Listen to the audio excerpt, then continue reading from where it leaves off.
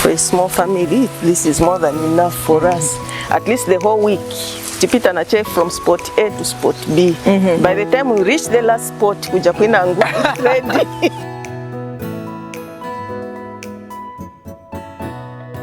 When we shifted here in 2013,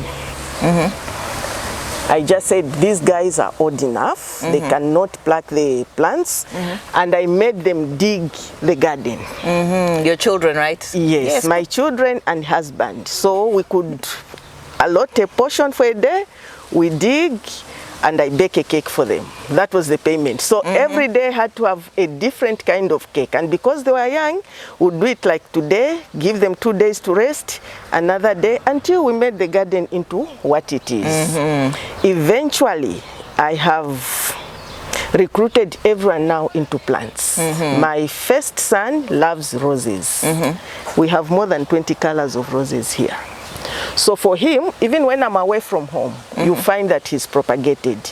He's just interested in roses. My second born daughter, she's into almost everything. But if you look at sales, she's the best sales lady. And then the rest, they have a hands-on kind of thing because they know shade-loving plants, sun-loving plants, and they are helpful. We don't have a permanent worker in the garden. We do most of the work ourselves, except when there's a lot of digging, lifting, here and there is when we employ casual workers. But we basically do the work ourselves as a family. But we have rabbits in there and the pigeons there. Oh, okay. This was my son's project. How old is your son, by the way? He's 23. Okay. No. 24. Let's not disturb I gave it to, this was his project when he finished grade 12. I told him I won't be buying talk time for you, manage this project. And we're going up to hundreds. Oh, really? The rabbits? When he sells a lot, he even give me, Mommy, I've bought what I needed, here's some money for you. Ah, that's nice. Sometimes. My daughters are more creative with their hands. So just get them what they need and they'll be doing. They'll be doing something. As they are helping, they are getting skills for themselves. Exactly. They say teach them in the way that you want them to grow, and you have certainly done that. And do they actually enjoy it? They do. Okay. Very much. And how do you manage the roster then? Is there a roster or everyone just knows their area? There isn't really a roster, but everyone here knows that we water on Monday, Wednesday, and Friday. Now that we have these power challenges, whenever power comes and the garden is thirsty, even if I'm not around, I'll find the garden watered. They'll wake up, even if it's midnight, they'll wake up to water.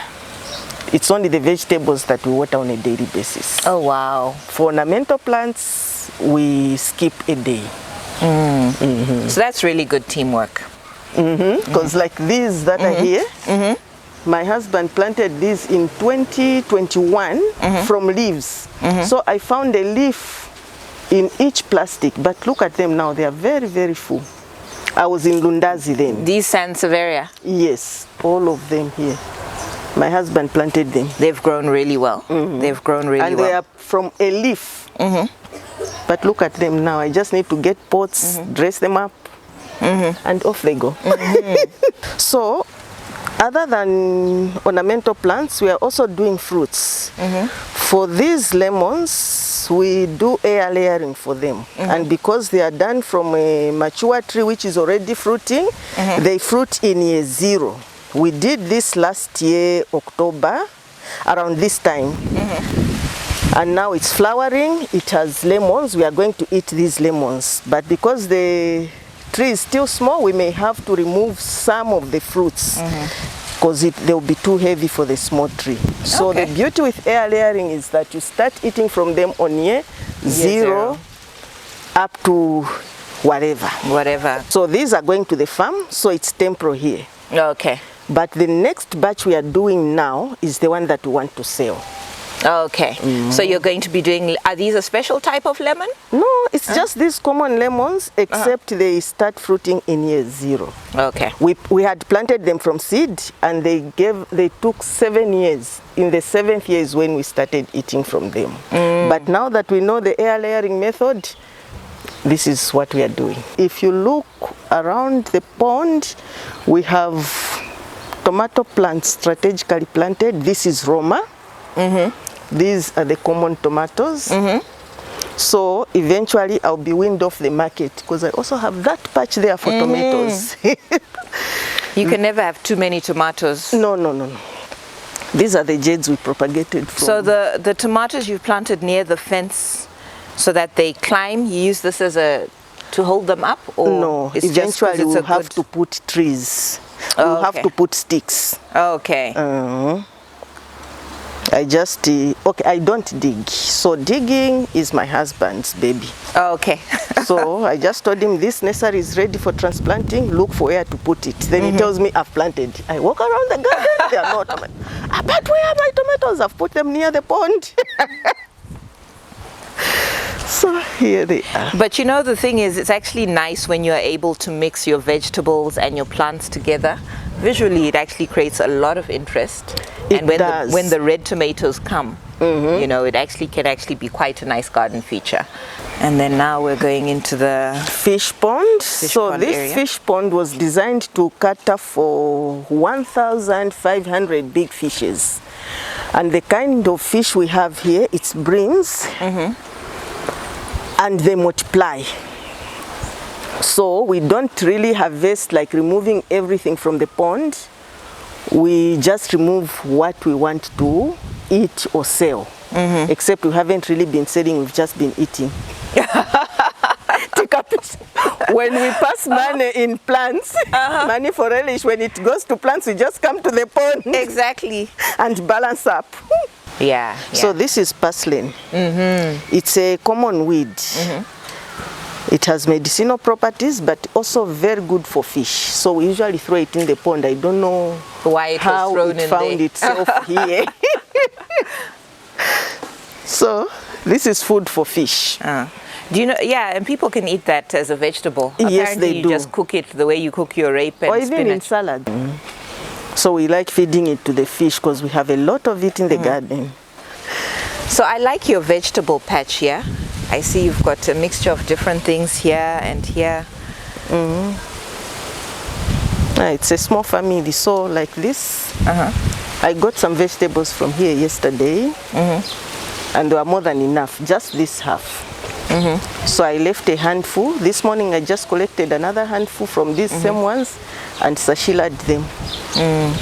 So you don't actually buy green veg at all here? There's no need? Rarely. Unless we don't have that particular vegetable and we want to eat it. Because here there's two types. We can see something slightly 4, there.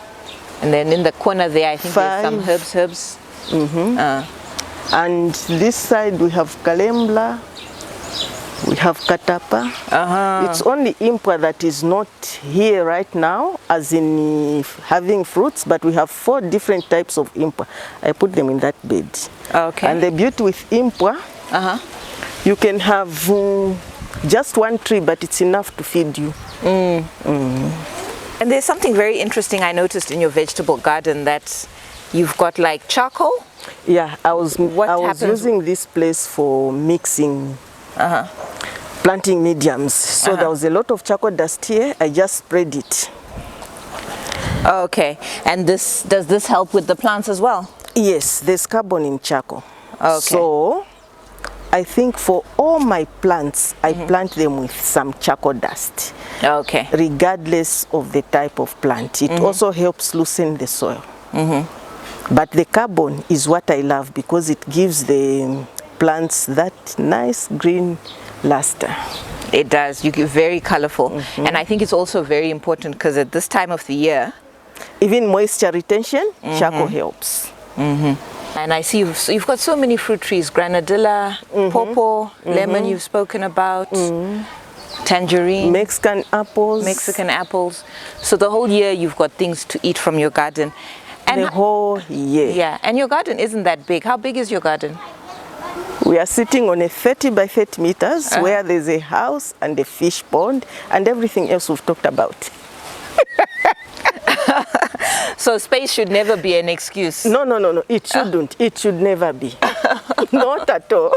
even with these bananas, yeah, there are you put them by the water two tank? types of bananas here. Uh-huh. This red one, I got it from Lundazi, but when digging, they disturbed it and it looks like it's drying. I need to find a drum, I chop it. Banana has a lot of potassium, so put it in the flowering plants. But I managed to get 3 babies, 1, 2, the third one should be somewhere here. Okay. It's a red banana. Yeah. And so even the location under the water tank where you don't have to water it, it just gets, it just and the gets water space, from here. it's making the use of that space under the water tank.